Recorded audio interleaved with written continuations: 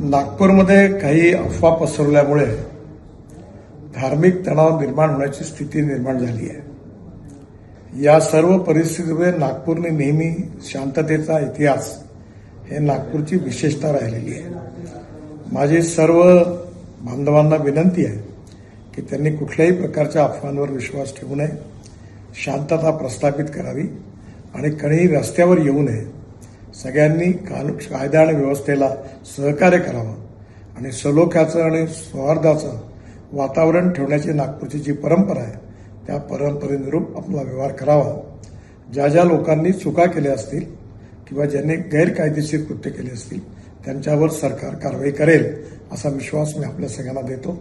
माननीय मुख्यमंत्र्यांनाही या संबंधातली सर्व माहिती मिळालेली आहे, त्यामुळे आपण कुठल्याही अफवांवर विश्वास न ठेवता आपण सगळ्यांनी सहकार्य करावं आणि प्रेमाचं सौहार्दाचं उत्तम वातावरण ठेवण्याकरता मदत करावी, पोलिसांना मदत करावी असं माझी आपल्या सगळ्यांना नम्र विनंती आहे। नमस्कार।